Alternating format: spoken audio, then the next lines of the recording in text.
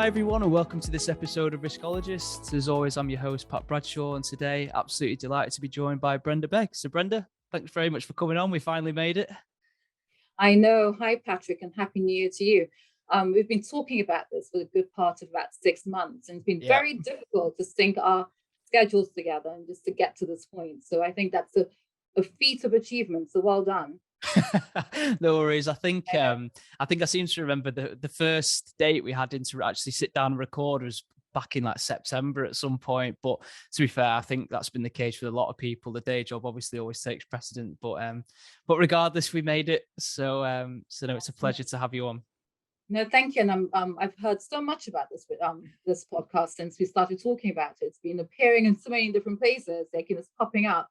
So I was like, by the end of it all, I was feeling almost like fear of missing out. Almost. I was like, I need to be part of it. I have to be part of it. Absolutely. Bit of FOMO. Yeah, no, I've been absolutely blown away myself, and obviously everyone at Optimize has been blown away by the reception it's had, and we've had some brilliant guests, and no exceptions. So really looking forward to today. Thank you very much. I hope I can match some of the brilliance you've had before. Let's crack on. Never in doubt. Well, as I always do these things, Brenda, I think it's really useful to start from the beginning, really. I mean, a little bit of a journey to date. So how you got into risk management as a profession, I guess a little bit of a timeline of your career, some highlights, and what you're doing currently. So yeah, fire away. Okay, no, that's a wonderful question. And anytime I talk about this, I really light up because you'll probably hear me say this quite a lot through this podcast, but I love my job. I absolutely love my job. And I came into it by mistake or by accident, really. I kind of fell into it. So I went and did a degree in economics and politics at the School of Oriental and African Studies on SOAS, University of London. Nice. So came out of that, and I was, all my family are bankers. They're all life career bankers, right? So I assume that's, in true tradition, that's exactly what I should do as well. So I applied to all these graduate programs, and I went to a graduate trainee program in the bank. And literally within the first few months of it, I realized this was really not for me. Yeah. But I was in it, and obviously it was a good career, so I tried. And then the first possible opportunity I could get, because I knew I had to get some proper experience in my CV, I stayed, did that, and then I moved on, and I went to work for a rating agency, and that was such an eye opener, because having worked in a bank, you're exposed to lots of numbers, but I didn't understand necessarily how they led to anything else. When I started working for the rating agency, because I was worked with lots of different corporates and learned about financial analysis, it literally changed my world. Yeah. And I started to understand that you could use numbers to form a story. It creates a story. It gives you a view that maybe you never had before. And using that and understanding that, it just changed my career path. Because from that point, it started opening other doors. And that's how I ended up getting into risk management. Because after that job, I started working for another company, and at that time it was in America, and this was straight after 9/11. Oh wow! And yes, and I remember I was working in the division that was dealing with airlines, so all the airline credits, and I remember coming into work each day after 9/11, and you would hear about yet another major airline in America going bankrupt because nobody wanted to fly. Yeah. And just having to deal with that credit situation and understanding the risk behind that really kind of opened the doors to risk management for me. How would you protect the bank? How do you ensure that the bank's reserves are protected, that they're not overly exposed? And then also, how do you ensure that your stakeholders, the airlines, also get the best out of that whole situation? And how were the clients, how were the customers also protected in all of this? Yeah. So after that, I ended up going to work in an oil and gas company where I led the risk management function for many years. And that was probably, one of the best experiences I've ever had. Working for exploration and refining business as well, very different types of businesses, all in one, an fully integrated oil and gas company. Just, it makes you understand not just the hazard types of risks in terms of, obviously health and safety, but also just understanding exploration risks, understanding strategic risks. I took part in many strategic plans. We created new processes. It was brilliant. And I even had the opportunity as well, after many years of running the drilling campaign. So being a risk manager, and then eventually going on the project side. And, because I understood so much about the process, I was able to actually, they trusted me to run the drilling campaign. And that was phenomenal, because I wasn't an engineer, but it just made me understand, if you understand risk management, you understand business. It's all about performance. And that's really very easily translatable into doing risk management and project risk management as well. So that was, I think I had the most experiences that I would not have ever had in any other situation. So that was brilliant. And then, coming back to the UK, I ended up, I'm now working in a company called Mott MacDonald, another company I love. At this point, it's about not just about, the practice itself, it's also about what the organization does, and, and your contributions to the organization.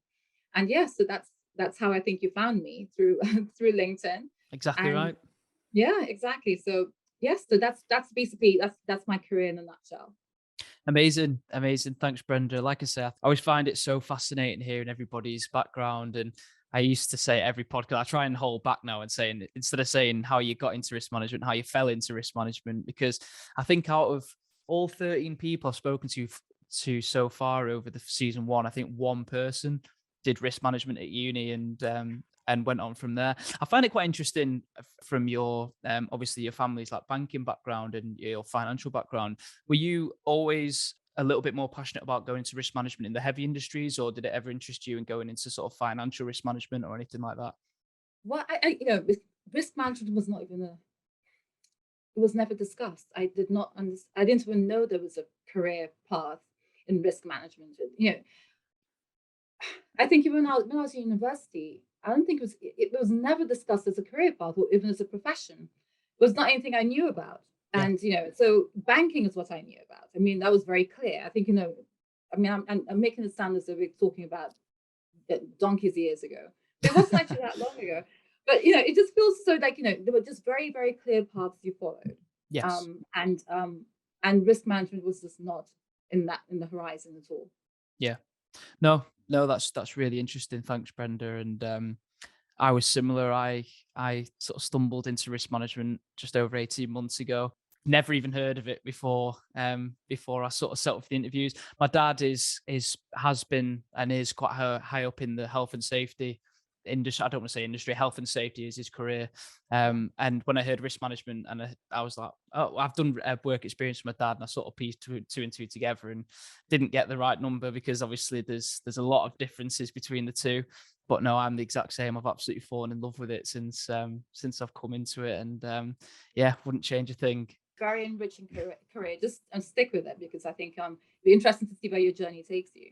Definitely, like you say, the world's your oyster. Not just the world's your oyster, but the direction you can go in is endless in terms of sectors. And one of the Optimize partners has been all over the world. He's been at the Petronas Towers, done gold mines in Chile. He's done obviously a lot of stuff in the UK. So yeah, I digress, but really looking forward to the journey. But anyway, just to dive into it. So as everyone will have noticed from the title of the episode, today we're going to be discussing diversity in risk management, which in my opinion is a very important topic. So Brenda, from your perspective, would you mind explaining what you personally mean when you talk about diversity, particularly in risk management? So is it gender or ethnicity, or is it diversity of professional experience, or an amalgamation of the three, or anything else that you think might be relevant? Actually, I think let's talk about why I chose this topic first. Excellent. I chose this. Yeah, I think a couple of months ago, I went to an award. I was invited to an award that involved chief audit executives as well as CROs. And when I walked in, I mean, there were probably about 200 people there. And I could literally count in the back of my hand, first of all, how many females were there. Yeah. And probably count in just one hand how many people of color were there. And that was very telling to me. And I stopped and thought for a second. I thought, hang on, I've been in the profession now for about 20 years. Why hasn't this changed? So when we were thinking about the topic, and I looked at some of your previous podcasts, I was thinking, oh gosh, everybody has spoken about all the hot items, right? I think ESG's been covered, all this different change management, everything has been covered. Yeah. Culture, that's one of my favorite areas. I was like, let's actually talk about the elephants in the room that nobody really talks about. And that's why I wanted to tackle this topic. And I think it's a mixture of all three that you mentioned there. It's a mixture of gender, it's a mixture of backgrounds, but also about race as well. And I think it's something that we need to let's lift the lid on and just discuss why that is, and maybe what we can do a little bit differently to change that. Definitely. Thanks, Brenda. And I completely agree. And as it's probably it is well documented in the heavy industries that it's typically male dominated. I mean, from the things that we've mentioned there, Brenda, I know we've sort of touched on a couple of things, but do you have any thoughts as to why there may be diversity lacking in some of the areas that we touched on? Well, okay, I think the gender, I think, is quite it's understood. I think first of all, in risk management, we talked about the fact that risk management has not been conventionally a career path that people knew about. That's one thing. And you have many women in banking generally, and now you're seeing an increase in women in STEM. I was looking at some figures, and it was saying from UCAS, the data from 2017 to 18 shows that there were 35% female intakes for STEM subjects, which is, you might think that's not a lot, but it's been quite an increase from over the years. It's been gradually increasing. And one of the things I think that is because generally, in the past, women were just not encouraged to go into those industries. And risk management is always one of those areas as well where it was just simply not known about enough. So that's one area. But then in terms of race, I think I was thinking about why as well that we don't have it in risk management. It's because, as I said, that the fact that it's not known about, but also many minority ethnic families, and just culturally, I think you're normally groomed to go into particular fields, and that's medicine, engineering, accountancy, those stuff, those law. Those are the typical areas that normally you find families and parents pushing their children to go into down those routes. So risk management has almost been like, well, what is that? What exactly does that entail? As you said, is it health and safety? And I think there's just not enough clarity around what risk management even is. And one of the things I even do now in my career, in my profession, is I try and debunk that myth about what risk management is. I have to spell out risk management is X, Y, and Z. It's not what you think, and it's not traditionally the roles that we thought it was in the past. Just insurance or health and safety is beyond that. I think helping people understand the range of activities involved in risk management and the range of functions that also operate under risk management it's really crucial. I think there's so much myth and misconceptions around that even till today. So I think that's why we don't have that level of diversity in those areas. No, that's really interesting. Thanks, Brenda. And I actually covered an episode with a lady called Chantel Morissette, all about risk management myths and debunking them and things like that. And that we're not the party poopers that people think we are, in inverted commas. And so no, I think you've made a couple of really interesting points there. Thanks, Brenda. So sorry, go ahead. I didn't mean to interrupt. No, I was just going to say as well, as you talked about being a party pooper. Absolutely. I think, but that comes from that health and safety culture. Yes. Health and safety talks about, the things you're not supposed to do to ensure that you do a task correctly to keep you safe. It's normally around, guidance around how to do something safely, and there's negativity around that. If you talk about compliance, it's about what you shouldn't do, and in order to and the controls. And even the word control doesn't sound as though it gives you freedom to do anything else. I mean, it's a shame. I think we should change that word from control to opportunities, actually. But I'm just saying, it's true. But in some of those fields, it's very much about what you shouldn't do. And enterprise risk management, which is very different. And I think, for many people, just understanding but it gives you that opportunities and risk as well. It gives you the opportunity, like you have to balance both. It's not just about that strict view about seeing risks in the negative. And that's a very traditional view, an old-fashioned view of risk management. Exactly right. Yeah. Just touching on when you mentioned around health and safety earlier, and that's being the sort of go-to for somebody who doesn't necessarily know about risk management. It was certainly mine when I first heard the word risk management. And even my dad, who's health and safety, I think he even affiliated it with that as well. And I think from my, maybe a bit contentiously, one of the main differences I've seen when I've spoken to my dad and when I've spoken to, now I'm in the risk profession, is that all companies seem to have a very robust health and safety environment. All companies seem to have that, but not all companies have a robust risk management function, which I don't know if I don't know really what point I'm making there. I just found that quite interesting when I first joined the profession. Well, I think it's also a very long established profession in terms of health and safety. I mean, especially from the background I've come in, from oil and gas, where it's the backbone of our business. You need to run your business safely, because if not, because it's, it's inherent in the work we do in oil and gas.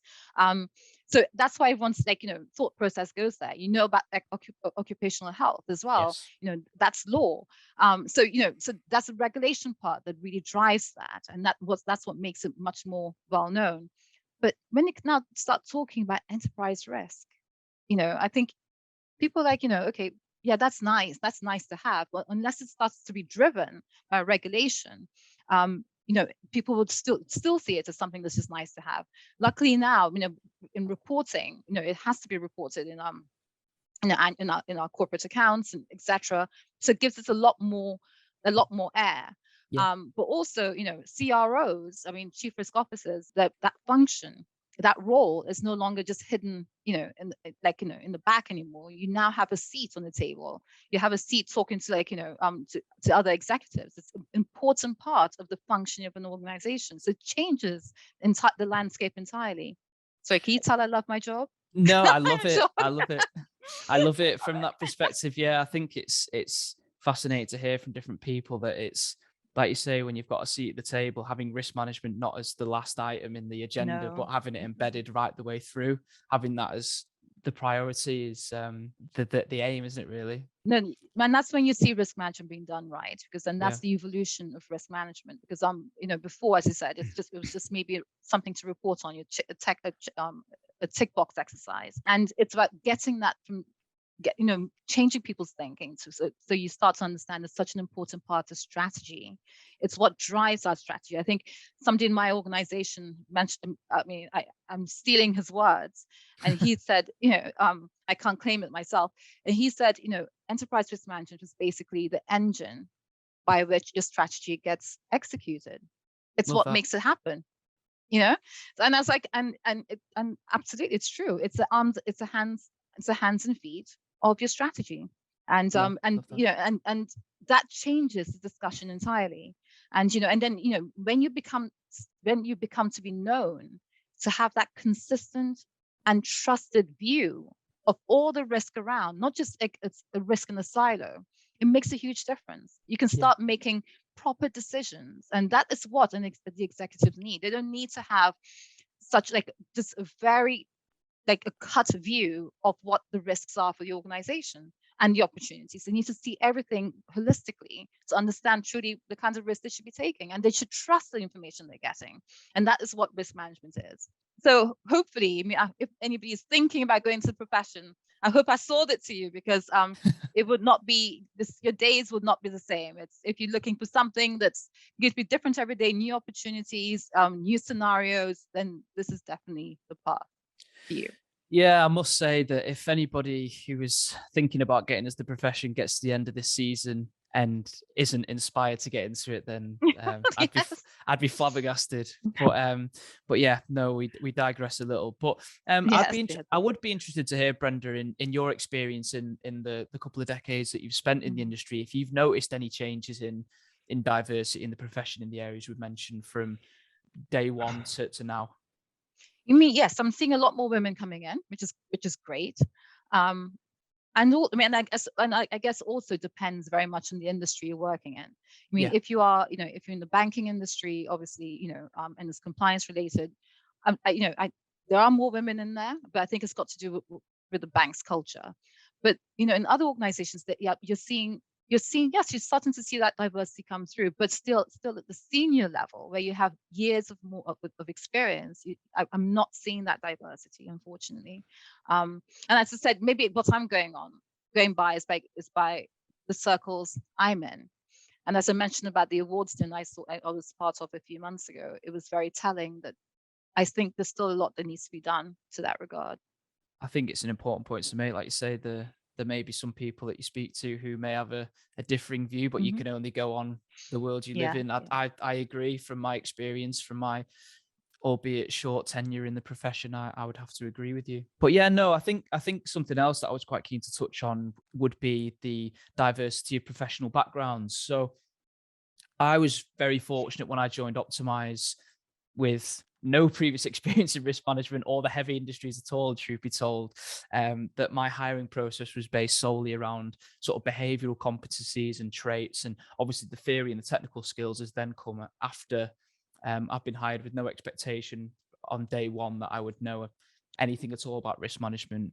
The majority of people that I've spoken to in the podcast have probably done and hire in a similar vein. So as a leader in risk, I guess my question is, how important is this diversity when it comes to hiring and developing good risk professionals, not just looking at somebody directly out of university who's done risk management, or whilst they have their place, looking elsewhere and seeing people from different backgrounds as well?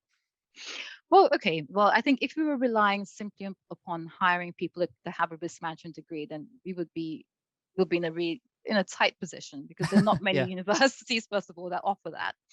And also, they offer, because I was actually doing a little bit of research before the podcast, and I saw that, there are a few that specialize in specific areas like in emergency security, so emergency preparedness, and in security, and also financial risk, and very few that just do pure risk management. So that means like it's slim pickings out there in that case. Yeah. So we have to actually go outside of just those pure degrees. And I've dealt with several graduate trainees in the past. Some of them have had risk management backgrounds, and I have to say to them, I said, I'm glad you have the experience, but now leave that at the door for a little bit. And let's now talk about how it's done practically, right? It's one thing learning it in theory, and another thing now putting it into practice. And that is where you need all the other behavioral skills and the soft skills. I think a risk manager, if you talk about the criteria, like, the traits a risk manager needs to have, it's, you need to be adaptable. I think, that's one of the first, like I was listing them now. Adaptability is so important, because you have to, you're constantly looking at ways of implementing a program. Because risk management is, you think it's just about coming up with a framework and it's done. That's just the beginning of the work. It's about implementing it. And implementation has to do with people. And when anything has to do with people, it's about learning to how to adapt around people and getting on with people and engaging people. This is such important skills, because for you to be able to get anyone to do what you need them to do, you have to convince them. You have to get them to buy into it. And there's a lot of change management skills that go into that. And that's got to do with your strength of your character, about who you are, about how much you bring of yourself into that job. So I think, you just can't go alone by the technical skills alone. It's about all these other things. And one of the things I also look at when I'm hiring people, no matter what qualification they have, is about curiosity. You have to be really curious, understand the kind of questions you should be asking to get the right information out of people.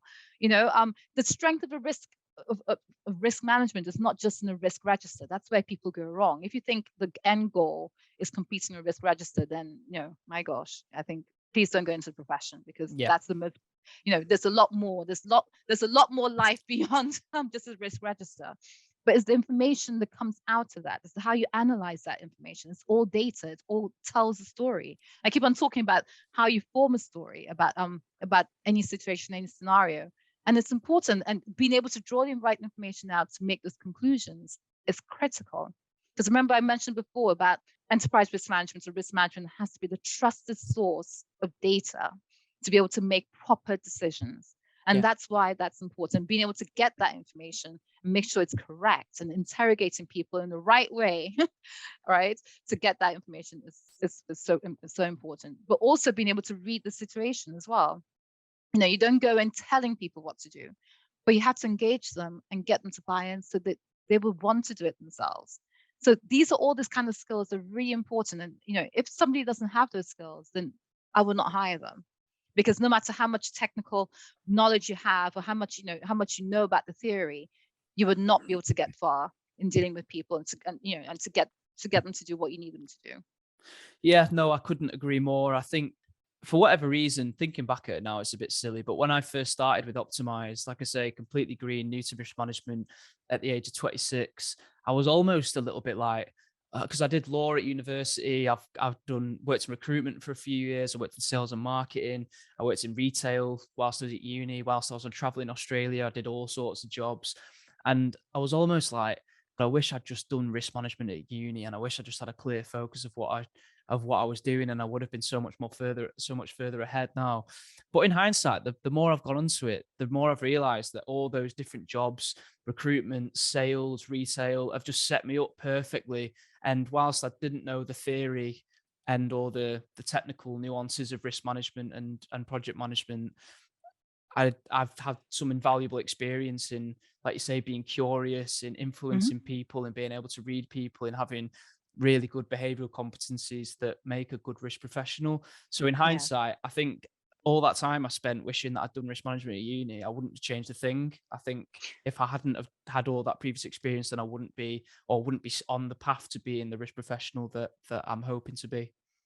Now, and also, I mean, you talked about backgrounds in terms of, I think there's something that comes with a person who's worked in different types of industries and different companies as well, because it just adds to that knowledge. Because remember, you can contribute in so many different ways, and just giving an explanation in a different context with different experiences can really just open up discussion in such a rich way as well. So I think nothing is discounted and nothing is wasted. So I'm very, very open to actually, to speaking to people from different backgrounds and different experiences. As I just said, as it adds to that thought diversity that's so important in our profession. Completely agree. Yeah. And I always normally save the piece of advice from our guests at the end of the podcast, and I will do. But if anybody's listening to this, because I have actually had a couple of messages on LinkedIn from people who might be considering a change in risk, and they might be thinking it's too late, in inverted commas. And I'd just like to say that the piece of advice I would give, that I spent a lot of time, as I mentioned, sort of thinking, I wish I'd done this sooner, when in hindsight, I think the experience that you've had prior to risk management, the theory and the technical stuff that you can learn, it's the previous stuff you can't. So don't be put off, which was something that I certainly was. But yeah, sorry that I've gone off on a bit of a tangent there. But that was a piece of advice that I'd like to give. Brilliant. Thanks, Brenda. So just moving on to, again, staying on the similar theme as professional diversity. So I've been really fortunate with Optimize that I've been afforded the chance to learn each partner's unique style and approach. So I can really I can really see the benefit in learning from different senior professionals. Is this exposure something that you think is important for people in a similar position to myself, and on the start of the career, in making traction in the career, to have as much exposure to these diverse styles and approaches as possible? And did you have this in your career at the start as well? That's such an interesting question, actually, because in my career, I have had exposure to many different types of leaders, but not many different types of risk managers or risk leaders, right? Because it's been quite a new field in terms of the way in terms of enterprise risk management. So I've had to, I think many of the skills I have right now I learned from just observing many good leaders and bad leaders around me, right? But I think it's so important that I think you're so fortunate to have people from that have different styles, but also different strengths in different areas of interest as well, because that adds to your experience. So yes, we may all be risk managers, but some people might have strengths or have an interest in information security, right? Or may have a particular interest in technology, or all of these things add to your experience.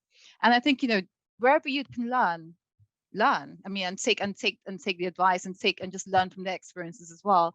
You know, one of the things I do is, like right now, so I have a few people working with me, and the more junior ones, I make sure that they get the experience, they learn from some of the other risk managers ahead above them, especially in the style of delivery. Especially when you're working with, like in a workshop, running a risk workshop with many different people, just getting people to come together, to collaborate, and to just engage. It's a unique skill, but we all do it in a very different way. Exactly. And I think it's just great to be able to observe, even if you're not contributing, just observe. Any opportunity you can, do that. But also when you see other risk leaders talking to senior members of the organization, and that's another skill set. Just being able to be on that table where you're offering information, but seeing as well how they collaborate and how they speak to, but also how they engage with other senior leaders is also really invaluable experience. I think so. Any opportunity you can get, it's always great to do that. But also, I think if you don't have that experience in those skill sets in your organization, go outside and just ask people to mentor you, to coach you. I think there are lots of people around who would be very eager to do that. I completely agree. I think I did a little bit of a disservice, or gave a bit of a disservice to the risk industry when I sort of came up with the idea for the podcast, because I was immediately like, oh, why are these people at the pinnacle of the career going to want to talk to me and want to give their precious time up to me? Yeah. And I couldn't have been more surprised. People such as yourself, everybody who's been involved has been amazing. Everybody afterwards has been like, look, Pat, I know you're at the start of your career, and if anybody listening wants any advice, just drop me a message. Like, I'm more than happy to do it. As you mentioned, the optimized partners, I count myself so lucky because they all have such differing approaches, but they're all such brilliant risk professionals. Some of the guys are absolute Jedis when it comes to quantitative risk analysis. Some of the guys are absolutely incredible at the culture aspects side of things. So yeah, I personally would say that's if you can get the exposure to it, do it. Like you say, it doesn't have to be in your organization either.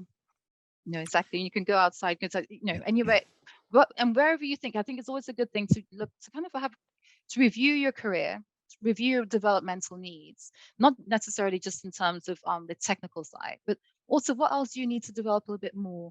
Do you need to be a little bit more confident in talking to senior members of the organization? If you need that, speak to other senior leaders. It's all about reaching out. And especially now we've come out of a pandemic where we're all working from home. I think it's a little bit easier to reach out to people. I think we've broken that barrier where it's been almost it's almost a taboo. You just can't talk to people. You just can't just make a call, but why not reach out to them on LinkedIn? The worst that can happen is they'll say no. Yeah. but they may actually also say yes. Exactly. And in my experience, they're much more likely to say yes. Yeah, so exactly. Shoot your shot, as they say. But perfect. So just moving on to, I guess, a slightly different theme then in diversity and recruitment, Brenda. So obviously we can aspire to having these sort of plethora of project experience, gender, cultural diversity, and obviously see it as really beneficial to have in our teams. But how do we actually translate this when looking for these people who may not even know what risk management is? So outside of doing a risk management degree, is it possible for the risk professional tool to influence a more organic route in?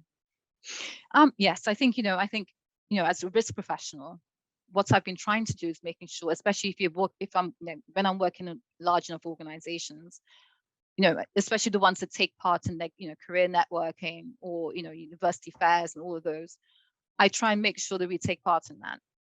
So I think it's we need to spread the word, and as you, I think you use a brilliant term, debunking the myths around about risk management. It's a very rewarding career. I'm not just talking about financially, but also just in terms of experience and and what you'll learn and encounter. And I think it's about letting people know that. So that's one of the things. Get to take part in networking activities, university fairs and all of that. But also, we talked about the whole idea of looking at different backgrounds. I think it's, there are lots of recruitment agencies that specialize in diversity. I think it's about not just going with the ones we just simply know and have used all along. I think it's about reaching out a little bit further and making sure we get that diversity. If it's important enough for us, we can do that. And and another area is internships. Why don't we take in interns? But also the great organizations out there that really try and get diversity in. So if we look for it, you will find it. Like, there's one particular one I'm thinking about right now, which is I think it's called 10,000 Black interns, but that's just for Black candidates. But there are many others like that, and what they do is they have a pledge to try and to make sure we get diversity into different pools, just so that there's equality in how we recruit. So I think it's about us trying to meet some of those pledges, trying to take part in some of that, and just trying to do our bit for our profession as well. Amazing. No, I love that, and I'll have to have a chat with you afterwards to sort of see about how we can get involved in more incentives and things like that. I think they sound absolutely incredible, and I can also put some links into the podcast notes for anybody listening who might want to get involved as well. Brilliant. Thanks, Brenda. So I guess a question that I was quite keen to ask, and I'm not sure if anybody listening might be thinking about it, is obviously when we think about the approach that we take in terms of recruiting and sort of obviously being inclusive of diverse groups and stuff, how do we actually qualify that we have the right type of diversity and we aren't just falling foul of tokenism and that political pressure? So an example that I would give was, excuse me, when I worked in recruitment, I specialized in the technology sector, specifically data and analytics, which I'm not sure how it is now. It's been a couple of years since I left, but it was very male dominated at the time. And I would actually be taking job specs from hiring managers who would be saying to me off the record, if you can find me a lady with this particular skill set, I'll hire them tomorrow. I'd like straight away. So yeah, I guess just going back on that, how do we qualify that we do have the right type of diversity and we don't just fall foul of this? I think, I'm hoping when you talk about, like, the example you use, that just like, if they have a skill set, we'll hire them. I'm assuming they mean because obviously maybe the skill set is so rare that if they were, and if they were to find it in the, in the gender they want and the race they want, they will want to see that person and make sure they're the right fit for the organization, but also for the job as well. If it is that it's the mindset that we're giving people a chance because we have to do it because of, external pressure, then it's the worst thing possible, because what we're doing in that case is setting up a person to fail. If we look at it from the perspective that we're giving somebody else an opportunity, because it's an opportunity just like anybody else. You give somebody, you give somebody in the same race as you an opportunity. It's the same thing you give to another race. Giving an opportunity means you're giving them opportunity to shine and to do the work well, which is a very different concept to just giving a person a chance. Right. And I think, and you're doing a person injustice because you're setting them, as I said, mentioned before, you're setting them up to fail. So I think it's very much about, yes, it's important to have this, look for the skill sets you need, but make sure that person is fit for the job too. I don't think there's nothing worse than for the person on the receiving end to feel as though they've been hired because they're trying to meet a quota. The horrible feeling, it's a horrible thing to do to a human individual. Because I think anybody would rather be hired for the fact that they can do the job. And that because once it's what the problem will end up happening is that if they end up in a job like that, they will never advance past that level. They will never be given any other opportunities. They're just simply there because they're meeting a quota. Right? Everybody wants the opportunity to be able to do well. Absolutely, and I think it's an absolutely brilliant point you make, and a distinguishment between, and something that I'd never really considered before when we spoke about before we recorded, is that distinguishment between giving someone a chance and giving someone an opportunity. I think that's such a poignant point. Yeah, so I think I've heard so many stories over the past couple of years after the whole Black Lives Matter movement, but lots of professionals have started coming out talking about their experiences in companies. And it's really quite shocking to think that even in 2022 now, that that we still have that kind of thinking where we just hire simply like ourselves. It's more comfortable. We just hire people from the same universities we normally hire from, the same backgrounds, the same race, the same gender, but we have to break out of that, because if we want to be resilient, and that is part of risk management, about building up organizations to be resilient and to be able to withstand the future, then we have to ensure that we have that diversity of thinking, and that the diversity of thinking can only come if we make sure that we try and hire outside of the norm, because we have to reflect the people we deal with on a day-to-day basis. The world we deal with is not monochrome, it's diverse. So we have to also reflect that. And if we want to be relevant, we have to also start thinking a bit more diversely. I completely agree, Brenda, and I think you've made some really interesting points there. Like the diversity of thinking is a really good point. You don't just want an echo chamber company where everyone's singing from the same hymn sheet. You want people who are going to challenge the status quo, and yeah, no, I think that's an excellent point. Yeah, I mean, I just want to mention a point about that. I think, we haven't really touched on this, but the role of a chief risk officer in any organization, it's not just, as I said, it's changed over the years. It's not just simply about the person identifying risk to the organization. That's just the beginning. It's not about just it's about making sure the organization is match fit ready for whatever comes along. But also, because you have a seat on that table, it's about ensuring that the leaders of the organization think strategically and are prepared for anything that's coming ahead of them, because that's the resiliency we're talking about. But also to be able to be comfortable enough to challenge the status quo, challenge the thinking that's been there originally, but also for people to trust you to bring that challenge. And that's so important, and that's where that diversity of thought is so critical in those situations. Amazing. Well, Brenda, thanks so much for your words of wisdom. It's been a pleasure and a privilege to talk about it. And I think, again, there's a phrase used at the start, which I thought was really poignant. It was just lifting the lid. I think it's really important topic to discuss. So if anybody listening has got any thoughts or anything like that, please feel free to reach out in the discussion. But Brenda, as I always do with these things, if you could give yourself a piece of advice at your start of your career that you know now that you didn't know then, what would that piece of advice be? It's so funny when you asked me about that, I had to stop and think about that one, because I think it changes in different parts of in different times of my life. But I think, if I look back at myself when I came out of university and was so worried about getting the first job right, that was like such a critical thing for me, making sure I get into the right organization, get the type of job I needed. I would probably tap myself on the shoulder and say, hang on a sec, you won't be in the same job forever, right? You will evolve. And, so don't try and get it all figured out now. Just get into a job. Doesn't matter which job it is. And just from there, other doors will open, because you'll start to realize from that point what you like and what you don't like. And then as you realize what you like, it'll open doors in the areas that you like.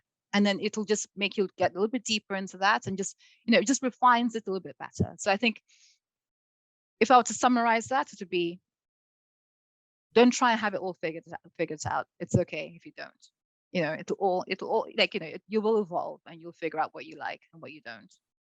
Love that. I think there's definitely a few people at the start of the career that would need to hear that. I certainly was one of them. I was stressed like mad, like I say, changing careers at 26, and it's the best thing I ever did. So no, I completely echo that. You will change. I think all of us. I think, and I'm sure all the people you've had a podcast with, your partners in the farm, all of them will probably say they've changed aspects of the careers so many times, and it's so important, because you need that breath of fresh air almost, and that once more diversity of thinking, diversity of experience coming in. It's so important. Amazing. Excellent. Thanks, Brenda. And then very final point, if anybody listening today would like to get in touch with you in regards to the episode or anything else at all risk management related, what would be the best way for them to get in touch? Please reach out to me on LinkedIn. I will respond. Maybe not immediately, but I will definitely respond in a couple, maybe even 24 hours. You'll hear from me. Excellent. Amazing, Brenda. Well, listen, thanks so much for your time today. It's been, like I say, an absolute pleasure and a privilege to dive into this topic with you. And yeah, thanks so much, Brenda. I really do appreciate it. Thank you so much. And I just hope I've given the term riskologist do you justice.